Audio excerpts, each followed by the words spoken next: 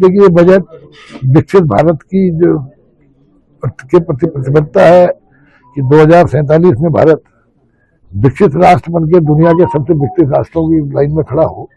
उसको समर्पित बजट है। और ये पहली बार ऐसा देश में हुआ है कि लगातार 13वां बजट सीतारमन जी ने दिया, और जिसको 98,000 करोड़ के बजट के माध्यम से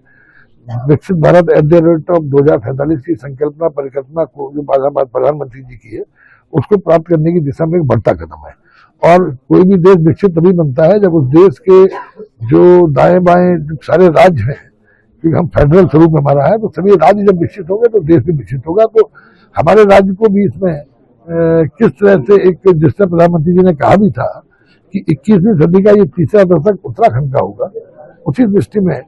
ये इस बजट को ला करके उन संकल्पों को इस बजट में शामिल किया गया। मसलन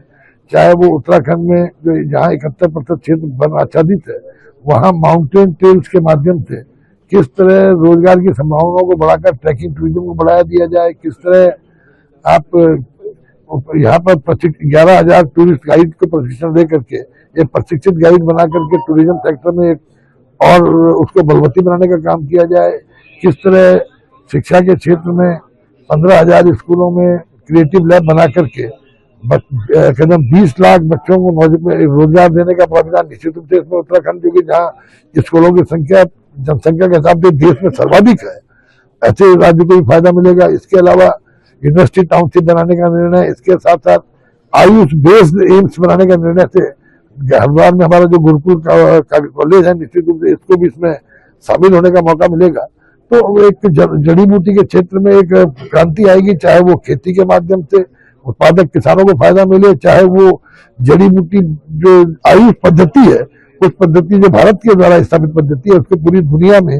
स्थापित होने में मदद मिले। इसके साथ रेलवे नेटवर्क की मजबूती के लिए 4,700 करोड़ रुपया, रेलवे नए ट्रैक के लिए 4,000 करोड़ रुपए का प्राविधान, 11 लाख करोड़ रुपया अवस्थापना सुविधाओं के लिए, निश्चित रूप से 15% की वृद्धि रक्षा के क्षेत्र में, ताकि हमारा बॉर्डर स्टेट है, निश्चित रूप से इससे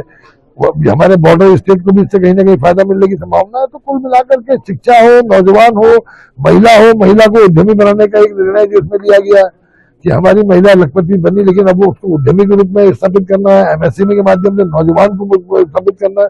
ये तमाम तरह के सारे प्राविधान मैं समझता हूँ उत्तराखंड जैसे राज्य को प्रधानमंत्री जी की ये परिकल्पना कि 21वीं सदी का ये तीसरा दशक उत्तराखंड का होगा, उसको साकार करने में मैं समझता हूँ ये बजट बहुत मददगार साबित। आपके राज्य की खबरें, आपके शहर की खबरें सबसे पहले जानने के लिए देखते रहें अमर उजाला। चैनल को सब्सक्राइब जरूर कर लें और पाएं हर अपडेट।